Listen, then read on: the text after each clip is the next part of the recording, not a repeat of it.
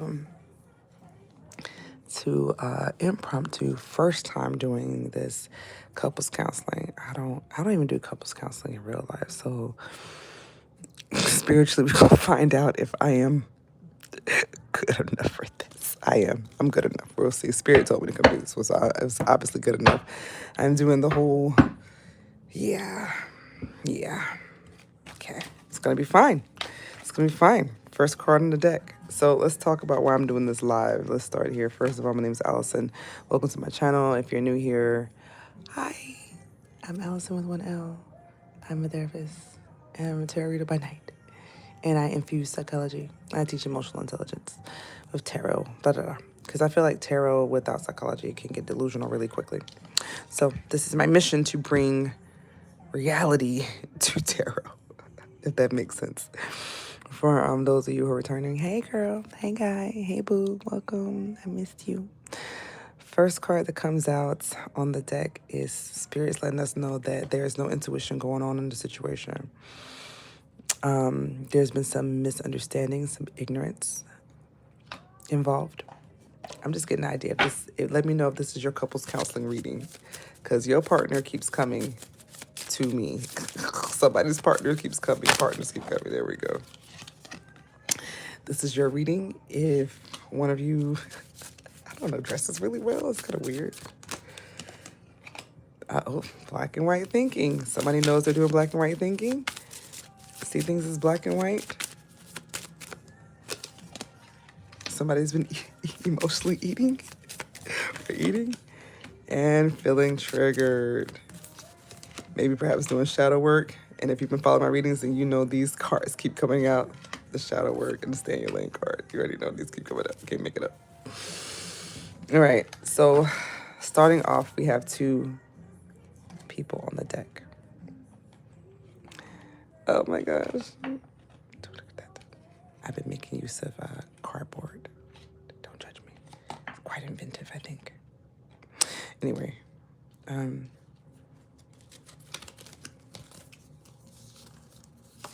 I guess I'll leave these over here because I guess it's the... No, I'm going to pick them up. I will leave this over here because it's the High Priestess. That's the overarching thing, is the lack of intuition. Again, this moon energy, this hidden Cancer and Syrian energy too, which is all about feelings, right? And this, I know, so the High Priestess knows things, very connected.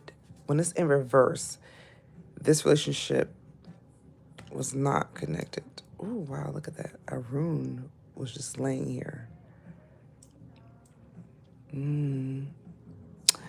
Well, generosity. This has been a very loving relationship, it looks like, because that rune comes out.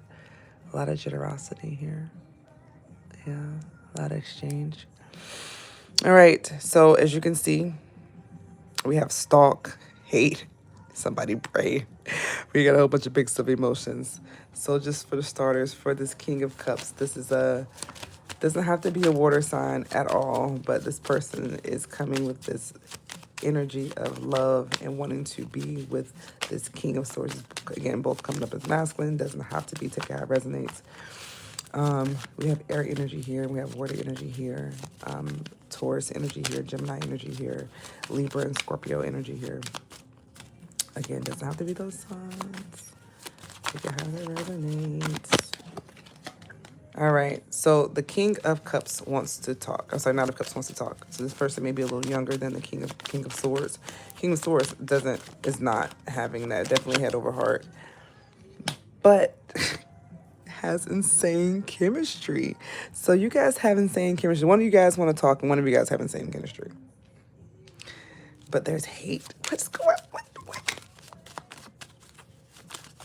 Someone's awaiting a conversation. This King of Cups, one of you, so I'm just going to speak to a couple. One of you is waiting for the other person to call.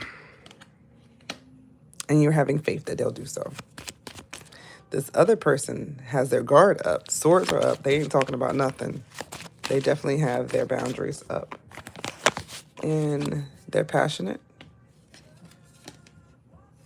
Wow. They did There is love, unconditional love, but it's been torn. And this person's moving. Your other person's moving on. So we have one that's waiting for a call and the other one who's not going to call. Damn. Damn. Damn. Damn.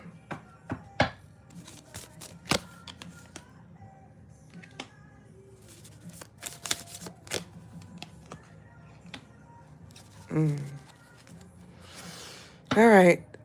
Well, we saw these. Okay, I can't make it up, but it's probably one of the haters out there. Somebody's doing okay. I gotta get the mousy voice because I don't know what to say.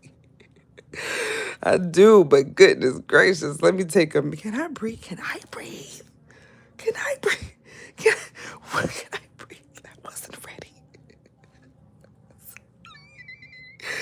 I wasn't ready. Okay. Now I gotta find out. Let's do some therapy. I have to find out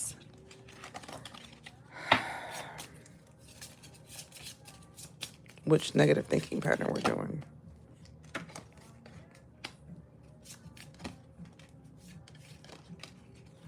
All right. So we have couples. One of you is filtering. One of you is ignoring all the positives and focusing on the one single negative piece of evidence that you have.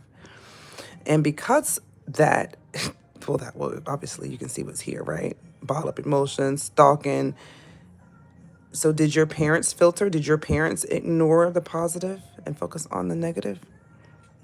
I don't know, maybe.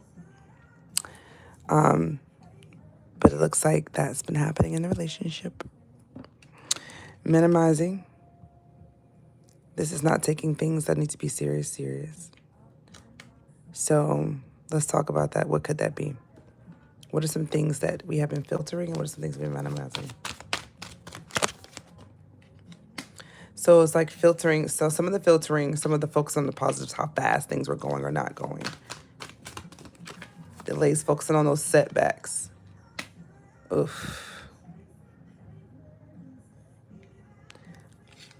Ignoring the positive and focusing on the negative. So I guess whenever you get in your head, that's what happens. So one of you gets in your head and then you just start ignoring all of the positive and just focusing on the negative.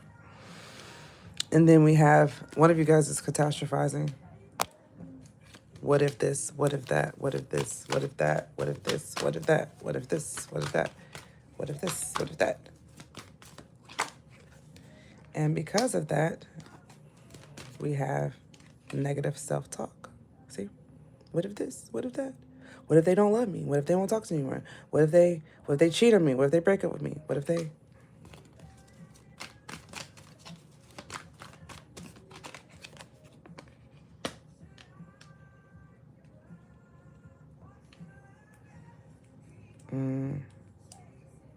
Yeah, one of you is catastrophizing on the what ifs. What if this doesn't work in the long term?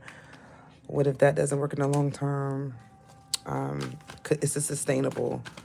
Whatever it was in the relationship, you started to catastrophize. What was it? What was being catastrophized?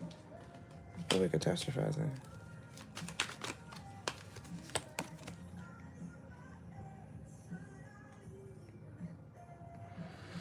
Shadow work time. All right. So I don't think it was anything in particular. It's just a thinking pattern, catastrophizing in general. So it depends on the day. It depends on what was coming up. One of you would catastrophize and whatever that was. So it wasn't a particular thing. It's just in general. Your shadow. So just shadow work in general, whoever this is. All right, I want to get some more children feelings card because, as again, I said, if a 5-year-old can answer these, you should be able to answer them too. And I do mean to use the word should. All right, we got a couple questions on the deck. What's something that you would like to get better at doing? Are they still with the third part? I don't know. I don't know. Stay tuned to your reading. We have narcissists out here. We have somebody who's gaslighting and minimizing and filtering. So perhaps that can People who do that probably don't leave third parties. But we do have stalking, hate, and prayer. So right now, the questions that Spirit would like both of you to ask yourself is, what would you like to get better at? What's something that you would like to get better at? Because obviously stalking and hating, that ain't working. And wondering will prayer work and these bottled emotions. You like to get better at lack of self-awareness. Well, of course, we need this because people with narcissistic tendencies don't tend to have self-awareness, right? Focus on personalization. Personalization, let's talk about what personalization is. So if you want self-awareness, if this is truly what you guys want, I'm going to give you the answer to it. Now, personalization, there's two types. The first type of personalization is when you tend to compare yourself to everyone else. Like I said, this person's smarter, younger, taller, whatever. It can be in a negative way. You can also compare yourself in a positive way. I'm better. This is personalization. That'll lead to, obviously, because the fact that there is even a worth value better or lesser, that's putting your worth into question. And anytime we put our worth into question, that is not standing in power. That's giving your power away, making you narcissistic. So that's why we don't personalize. The other type of personalization is when you tend to relate everything around you to you, back to you. It's mirroring. And we know that people with narcissistic or egotistical behaviors tend to do that. If you want to do that, that's fine. Yeah. Okay, you can go into my link, the emotionalwoundclinic.com, or if you would like a personal one. If not, stay tuned. I will see what comes out. I definitely don't mind. But like I said, so the second type of personalization is when you relate everything around you. So for example, a mother whose kids are sad, she feels she's a bad mother because her children are sad. A wife complains of the rising prices of gas or the rising prices of groceries, and her husband takes that as a threat to his attack on his manhood or his ability to pay bills. That is personalization. Some people don't want to hear that, but I'm sorry.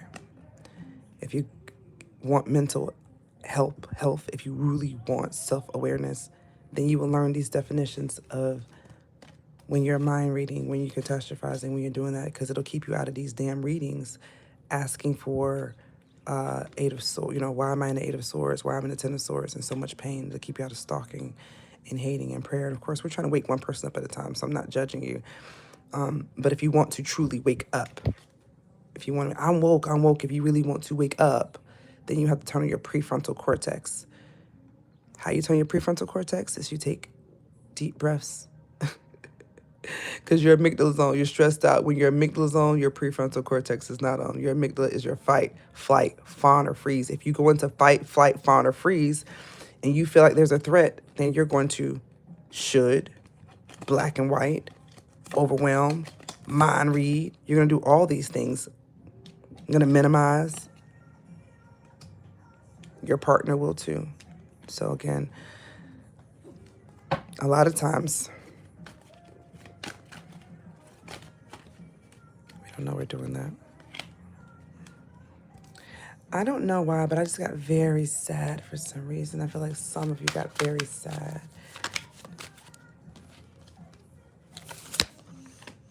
I got the privilege card.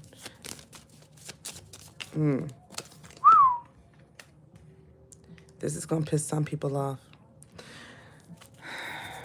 I keep getting this card. I don't know how to tell you this. This is the sweetest. See, Spirit be making me post videos that make me feel bad sometimes. I don't want to feel bad. I got to deliver the message as it is. So I am just the messenger. I promise you, I'm not trying to be nasty. But one of you sees the other person as a hero. The other person wishes their parents would have done something. We definitely have childhood wounds. So one of you look and see how your parent behaved, and the other one, be your own hero, whoever this other person is. That's what I'm hearing. Be your own hero, and prayer will work for you. The hate comes from the bottle of emotions. The narcissist card and the privilege card comes out here. Obviously, we know that these things are true and literally white tears. It's not, this is not colorism. This is not me. It's not to be about color. It's about privilege. Are you entitled to something? When you cross people's emotional boundaries, intellectual boundaries, spiritual boundaries, let me tell you guys a story about privilege, okay? And I pray that you watch this whole video because I'm gonna tell the story a lot, but I'm gonna tell the story for the first time on this channel. Let's talk about boundaries. I always start off with spiritual boundaries when I teach boundaries. So I'm gonna give you guys a quick crash course on boundaries, and I'm gonna end this live so we can understand privilege and narcissism, so that you don't get upset with. Because I see someone getting very with me, the oracle. She don't know what the fuck she's talking about. I do. Let me tell you why. Just stay tuned. So let's start with spiritual boundaries first. If you would allow me, I promise you, I will explain them to you. To have healthy spiritual boundaries, you have to know your limits on what you will and will not do spiritually, right? Because boundaries are rules and limits that we set for ourselves within relationships, even the relationship with ourselves. So we're going to start off with boundaries. No one can tell you how to connect with the divine. No one can tell you how to connect with your higher power. How you connect with God is how you connect with God, okay? However you do that is how you do it. Unless your God or your deity tells you to commit these following boundary crossings. Let's start off with the first one. If your God tells you to get on a boat and cross people's intellectual boundaries. Intellectual boundaries refers to thought and ideas. To belittle someone's thought and idea is to cross someone's intellectual boundaries. You're stupid, you're dumb. Why do you think like that? You shouldn't assume that way. I don't know why you think that, or jumping to conclusions. All of these will be the ones that I talk about: minimizing, shoulds, catastrophizing, all of that, okay? This will be crossing someone's intellectual boundary, mind reading, overgeneralizing, personalization, all that. You could quickly, this is the more emotional boundaries, okay? So that's intellectual boundaries. It's also knowing when to have conversations. When is it appropriate to talk about this? Should I talk about this now? Should I talk about this later? Emotional boundaries is your feelings, right? Your feelings being belittled, that is crossing emotional boundaries. When to share things. When is it appropriate to share? Is this a good time to share that? Is not a good time to share that? Being able to gauge that, the limits on sharing, what you're willing to share and what you're willing to not share. I had a person, they were at work and someone asked her a question. It was sexual, or said something, and she responded. She got in trouble for sexual harassment, even though she wasn't the person that even came up with the conversation, because she didn't set the boundary and say, I'm not having this conversation at work, having that loose boundary, right? Not standing on her values, saying no. It got her in trouble with the company policy because she chose to laugh it off in a moment of anxiety. So emotional boundaries, right? Then we move to physical boundaries. So if your God tells you to get on a boat, tell people that their ideas are stupid, limit their education, limit them from talking, change their language, change their speech, tell them they can't speak. Remember, that's intellectual boundaries, thought. Then tell them how they feel is stupid. You shouldn't feel that way. We don't care about your feelings. I would think that probably enslaving people wouldn't be. They don't care about their feelings. And then we're going to cross physical boundaries. We're going to touch. Anytime someone touches you without your permission, this is a physical boundary. That's a crossing the physical boundary. To set a boundary is what you feel comfortable with. I want to kiss. I want to hug. Don't make little Jimmy hug Aunt Sally. You ask, would you like a hug? May I hug you? Would you like a handshake? Is this okay? Appropriate, setting limits. When is it okay? If you're touching people without their permission, if you've done that, you cross their boundary. If you call someone stupid and dumb and you belittle their opinions, then you cross their boundary. Same thing with the emotional boundaries. If you belittle them, why do you feel? How you feel that way. If you question how they're feeling, you cross their boundary. It's gonna make somebody mad. I'm sorry. Somebody gonna get mad about this, but you need to hear it. Because you want to know what privilege is, right? You want to know how to stop doing that. How to stop being a narcissist, right? You want to stop don't get mad at the oracle for calling it like it is. Then we have, moving right along, then we have sexual boundaries. These are rules and limits that we set within those relationships, sexual relationships. They're different from other boundaries because sexual boundaries include all three: emotional, intellectual, and physical. So when someone's SA, guess what? They got all boundaries crossed. Bop, bop, bop. So if your God tells you to go create another race of babies, get on the boat, physically assault. You see what this looks like? Now let's go to the next boundary, material boundaries. This refers to your possessions, your property. What, who, and what to lend things to, how much to lend things to, your car, your shirt, how long you want them to hold it, when they should hold it, where, that type of thing. You set the limits on that. What do you feel comfortable with? I only feel comfortable giving you $500. I feel comfortable giving you no money. Yes, I can take you if you give me gas money. I can't give me gas money, I can't take you. These are your limits and rules that you set for yourself. Because when you do not follow your own values, we get mad. And then we start, they all act like that. All of them do that. All of them do that. And you start, I bet she did it because of this. I'm going to start assuming, snap judgments. See, it's why you don't cross your own boundaries. Set rules and limits for yourself. And then you have time boundaries. This is my very personal favorite. This is for my ADHD people. ADHD. They cross time boundaries all the time. Healthy time boundaries means you set aside enough time for each facet of your life. Enough time to eat, enough time to go to the gym, enough time to work, enough time with family, enough time with friends, enough time to do everything. You've made enough time. You've had healthy. You've been able to tell yourself no to this and yes to that. Telling yourself no to doom scrolling and going and doing something else instead. This is having healthy time boundaries is telling yourself no. So if you don't respect your own time boundaries, do you think you're going to respect somebody else's time boundaries? No. Call me. Why didn't they call me back? What are you doing right now? Why didn't you call me? But are you respecting your own time boundaries? So those are all your boundaries. And if you're crossing any of those within yourself, so don't focus so much on other people.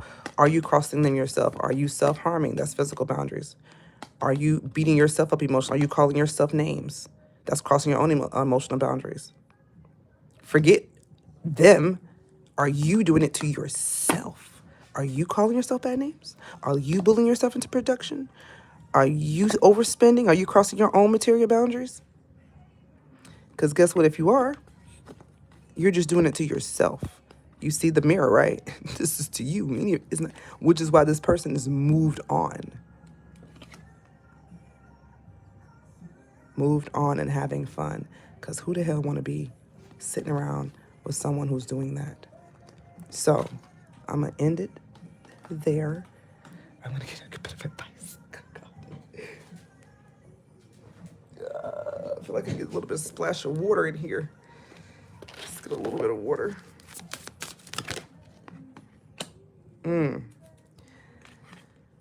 This relationship has been a blessing. I feel like it's opened your eyes and their eyes to a lot. The heart chakra is definitely bouncing all the way open. So the takeaway here is look at this as a blessing. It's a chance for you or the other person to open their eyes to negative thinking patterns that do not serve you.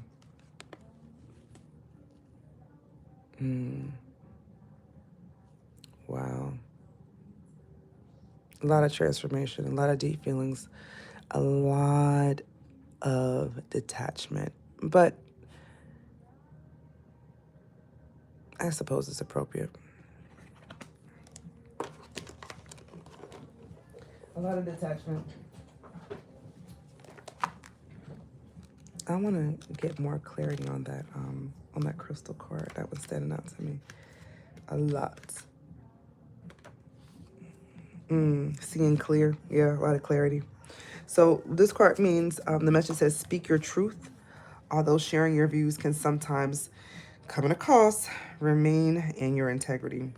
Things may seem unwavering for you right now, but ultimately the truth will always set you free. So, yeah, I guess I know how that feels because today I had to tell y'all the truth. I had these cards. I've literally typically don't get half of these cards that I got today. So this was definitely a reading meant for somebody. But you're a blessing. This relationship has been a blessing, and it's caused you to have a lot of clarity. So Let's be thankful for that. Spirit says, don't look at it that way. You're focused on the loss. Again, that's that catastrophizing that will bring about hate. Have more faith.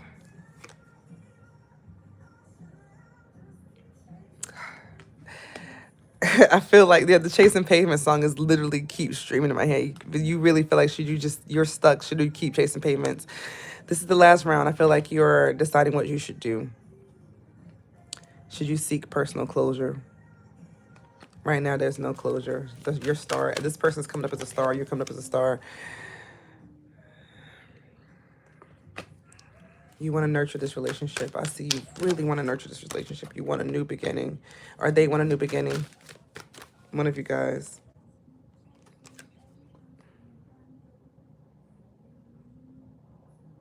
There's a lack of inner joy in this relationship. I tell you, couples counseling is very challenging, guys. Because it's hard to remain. Because I'm trying to treat the relationship. In general, overarching, where we're going to leave it at is there's been a lack of joy. But I see one of y'all really, really, really trying to change the fate around. Boy. Somebody's coming back from the Empress. With words. With boundaries. I mean, I don't think that.